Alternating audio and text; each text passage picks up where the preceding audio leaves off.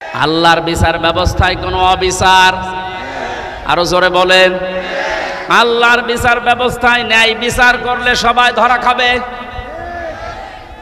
এই ভাই, এটা ঠিক বুঝে বলেছেন? আমি বললাম কোনো অবিচার নেই, ন্যায় বিচার করলে কেউ বাঁচবে না, সবাই ধরা খাবে। এটা ঠিক আছে? তা কি বিচার করবে বলেন? ন্যায় অবিচার নেই, ন্যায় বিচার করলেও বাঁচবে না, কি বিচার করবে?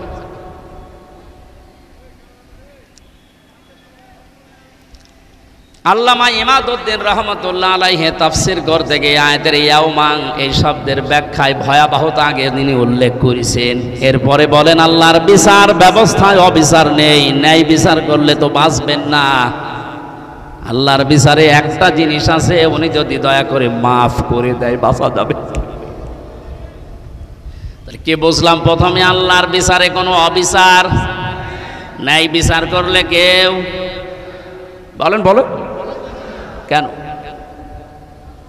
যদি বলেন ন্যায় বিচার করলেও বাঁচব না, মানে একটা ঘটনা এখানে আমি তাফসিরে দেখেছি। আল্লাহর নবী বলেন বনি ইসরাইলের এক লোক 1000 বছর হায়াত পেয়ে 1000 বছর সে ইবাদতে ছিল। দিনের বেলা রোজা রাখা অবস্থায় জিহাদের ময়দানে কাটাতো, আর রাতের বেলা সেজদা দিয়ে তাহাজ্জুদের নামাজে। একদিন মনে মনে ভাবতেছে আমার যে ইবাদত আমি জান্নাত পেয়ে যাব, আল্লাহর দয়া লাগবে না। আল্লাহ রাব্বুল আলামিন তাকে ঘুমের ভেতর একটা স্বপ্ন দেখিয়েছে। ঘুমের ভেতর এসে দেখছে কিয়ামত কায়েম হয়ে গেছে। মহান আল্লাহ তাকে বিচার করার জন্য ডাক দিয়ে বলছে, বান্দা যা, জান্নাতে চলে যা। লোকটা মনে মনে চিন্তা করে, আমি এত বছর ইবাদত করলাম, আল্লাহ আমাকে একটু থ্যাংক ইউ, ধন্যবাদ, স্বাগতম, শুভেচ্ছা কিছুই দিল না, আরে বলছো যা জান্নাতে চলে যা। একটা কথা হইল? আমি যা করেছি আমার এইটা নিয়েই তো আমি জান্নাত পেতে পারি। আল্লাহ তার মনের অবস্থা বুঝতে পেরে ডাক দিয়ে বলে, বান্দা ফেরেশতারা একে নিয়ে জাহান্নামে যে জায়গায় গরম ওঠে ওই জায়গা দিয়ে একটু ঘুরিয়ে নিয়ে আয়। ওখান থেকে ঘোরাচ্ছিল, হঠাৎ করে দেখে পানির পিপাসায় তার কলিজা ফেটে যায়। বলে, ফেরেশতারা আমার একটু পানির ব্যবস্থা করে দাও। ফেরেশতারা বলছে, এখানে ফ্রি পানি পাওয়া যাবে না, পানি পেতে হলে তোমার ইবাদতের কিছু আমাদের দেওয়া লাগবে। যা করেছে এতদিন অর্ধেক দাও। জীবন বাঁচে না, ইবাদত করবো কি, দিয়ে দিলাম অর্ধেক। পানি খাওয়ার পরে দেখবেন মানুষের প্রসাবের চাপ দেয়, পানি খেয়েই বলছে আমি প্রসাব করব। এখানে প্রসাব যেখানে সেখানে করা যাবে না, ব্যবস্থা আমরা করে দিতে পারি, বাকি যা আছে ইবাদত ওইটাও দিয়ে দেওয়া লাগবে। বলে, আমার এদিকে সহ্যের বাইরে চলে যায়, করব কি, ওটা যা দিয়ে দিলাম। আমার আল্লাহ এবার ডাক দিয়ে বলে, বান্দা 1 গ্লাস পানি ভেতরে ঢোকাইলে আর 1 গ্লাস বের করে ফেলে দিলে, এতটুকুর কারণে 1000 বছরের যা ছিল পুঁজি সব দিয়ে দিয়েছো। 1000 বছরে কত গ্লাস পানি পান করেছো বলো? প্রতিটি গ্লাসে 1000 বছরের ইবাদত না দিয়ে তোরে আমার জান্নাতে আর দেব না। দিনাজপুরবাসী আমরা কেউ বাঁচবো না আল্লাহ নাই বিচার করলে। একটা মাত্র পথ আছে, আল্লাহ পাক যদি বলে যা আমি তোরে মাফ করে দিলাম।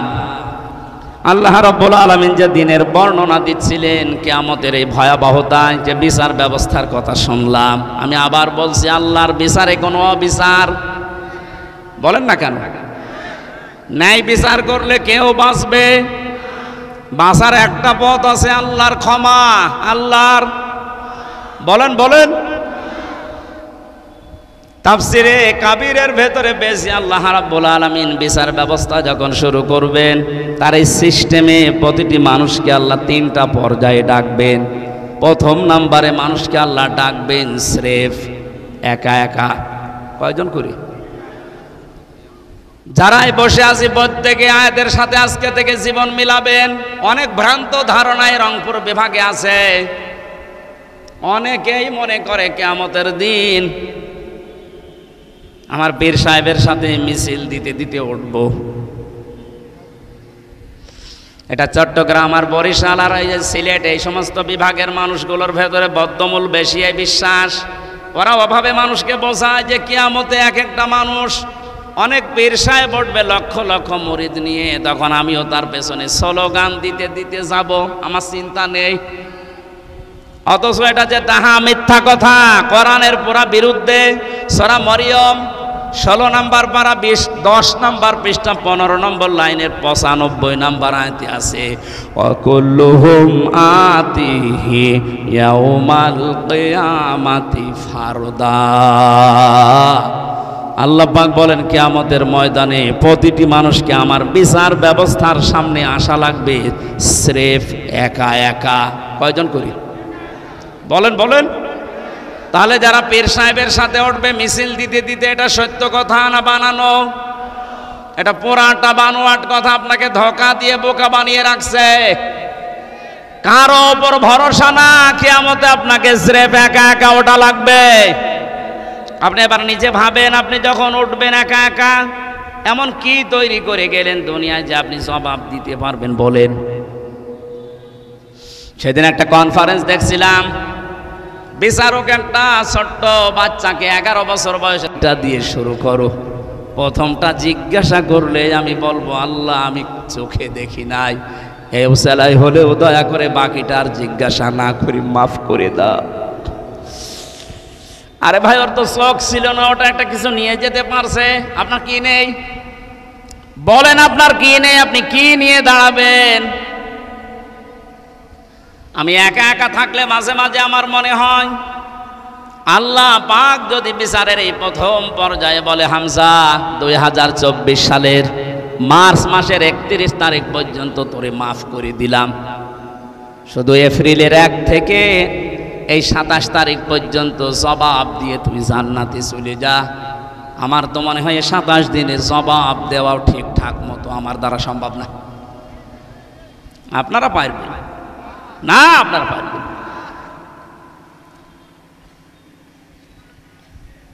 আমি হাসির খোরাকি দেয়নি, চিন্তার খোরাকি দিয়েছি। বড় কঠিন অবস্থা। ওয়াত্তাকু ইয়াওমান, আল্লাহ এমনি ভয় করতে বলে না এই দিনকে। দ্বিতীয় অবস্থায় আল্লাহ এবার আর একা ডাকবে না কোনো মানুষকে। ইয়াওমা নাদউ কুল্লা উনাসিন বিইমামিহিম, সূরা বানী ইসরাইল 15 নম্বর পারা 8 নম্বর পৃষ্ঠার 3 নম্বর লাইনের 71 নম্বর আয়াত।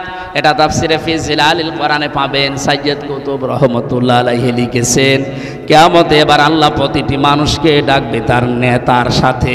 কার সাথে? দিনাজপুরের মানুষেরা কোন ধান্দায় আছেন আমি জানি না, কিয়ামতে কিন্তু আপনাকে আল্লাহ নেতা সহ ডাকবে। দ্বিতীয় নম্বরে আপনার বিবেকে কি বলে? যে নেতার পেছনে আছেন ওকে যদি আগে ডাকে, এরপরে আপনাকে ডাকবে, আপনার মনে কি বলে? ওই লোকটাকে ডাকলে ওর যা সিরাত, ওর যা কর্মজীবন বাস্তব অবস্থা, ওরে আল্লাহ মাফ করবে আপনার মনে হয়? বলছেন না, এখনই ধরা খায়। ওর প্র্যাকটিক্যাল লাইফ দেখে যদি আপনার এখনই মনে হয় যে না আমি যার পেছনে আছি ওরে মাফ করার কথা না, কারণ ওর যা চরিত্র আমি তো জানি, তাহলে ওর পেছনে কিয়ামতে আমারে আল্লাহ ডাকবে, ওরে মাফ না করলে আমার তো মাফই নেই। এখনো বিবেকের দরজায় যাদের তালা লাগানো আছে, আমি নিচে নামতে পারলাম না, বাকিটা আপনার বিবেকের ব্যাপার। এরপরেও যদি কারো বিবেক না খোলে, আমার মনে হয় এর বিবেকের ওপরে কুকুরে পোশাক করেছে। এটাও ঠিক বলছেন মানে? 3 নাম্বার যে অবস্থাটা, এবার এটা বলবো না আর, আজকে থাক। সব বলেন বলেন মানে আমার তো 15 মিনিট সময় আছে। ওই যে ওইটার জন্যই তো বলছি বলবো না।